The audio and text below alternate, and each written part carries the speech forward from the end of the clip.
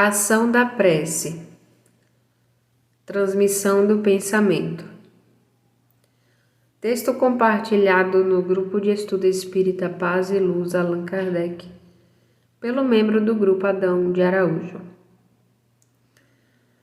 Se dividissem os males da vida em duas partes, uma daquelas que o homem não pode evitar, a outra das tribulações, cuja causa primeira é ele mesmo, pela sua incúria e seus excessos, se veria que esta suplanta muito em número sobre a primeira.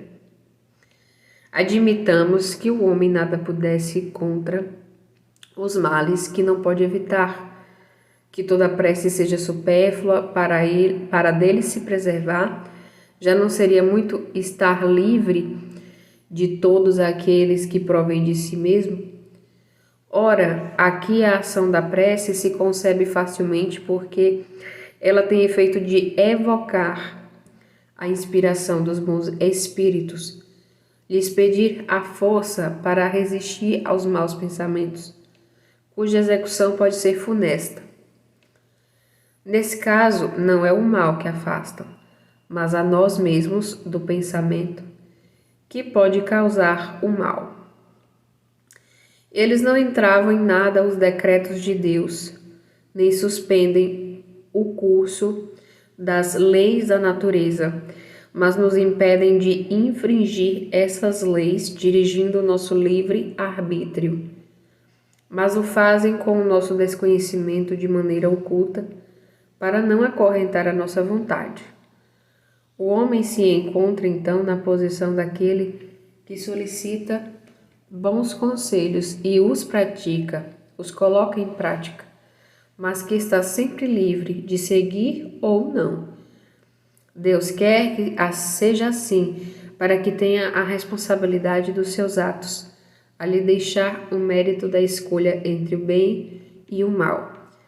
Aí está o que o homem é, sempre certo de obter, se pede com fervor e é ao que pode, sobretudo, de se aplicar estas palavras, abre aspas, pedi e obtereis, fecha aspas. A eficácia da prece, mesmo reduzida a essa proporção, não teria um resultado imenso? Estava reservado ao Espiritismo nos provar sua ação, pela revelação dos intercâmbios que existem entre o mundo corporal e o mundo espiritual. Mas aí não se limitam unicamente os seus efeitos. A prece é recomendada por todos os espíritos. Renunciar à prece é desconhecer a bondade de Deus, é renunciar para si mesmo a sua assistência e para os outros o bem que lhes pode fazer. Acedendo ao pedido que lhe é dirigido, Deus com frequência tem em vista recompensar a intenção, o devotamento e a fé àquele que ora. Eis porque a prece do homem de bem é mais meritória aos olhos de Deus e sempre mais eficaz, porque o homem vicioso e mau não pode orar com fervor e confiança, que só é dada pelo sentimento da verdadeira piedade. Do coração do egoísta, daquele que ora nos lábios, não podem sair senão palavras, mas não os impulsos da caridade que dão à prece todo o seu poder.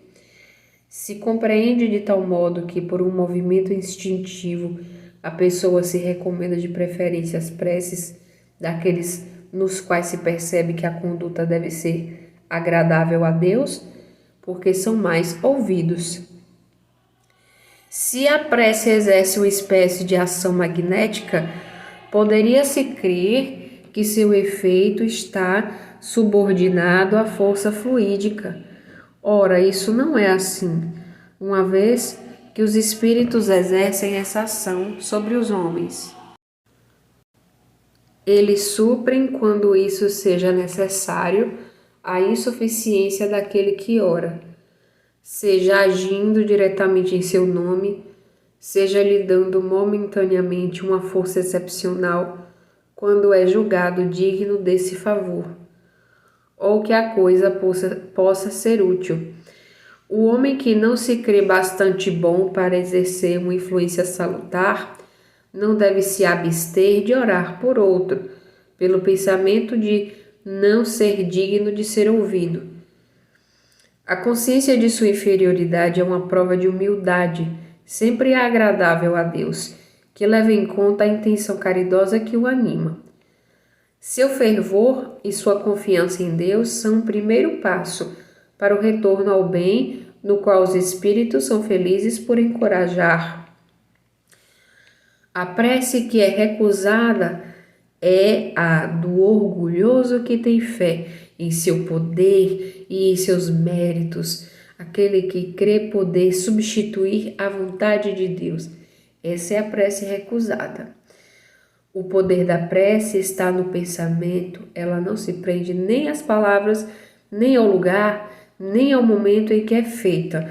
Pode-se, pois, orar em toda parte, a qualquer hora, sozinho ou em comum.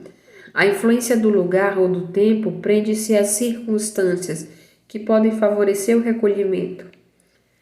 A prece em comum tem uma ação mais poderosa quando todos aqueles que oram se associam de coração a um mesmo pensamento e têm o mesmo objetivo, porque é como se muitos gritassem em conjunto e em uníssono. Mas o que importa é estarem reunidos em grande número. Se cada um age isoladamente por sua conta pessoal, 100 pessoas reunidas podem orar como egoístas, enquanto que 2 ou 3 unidas em comum aspiração orarão como verdadeiros irmãos em Deus, e a sua prece terá mais força que a das outras 100. Referência deste texto é o Evangelho segundo o Espiritismo, capítulo 27.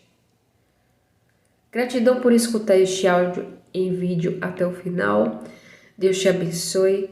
Deixe o seu like, comente e compartilhe, é muito importante para este canal. Abraço, beijos de luz, paz profunda. Tchau.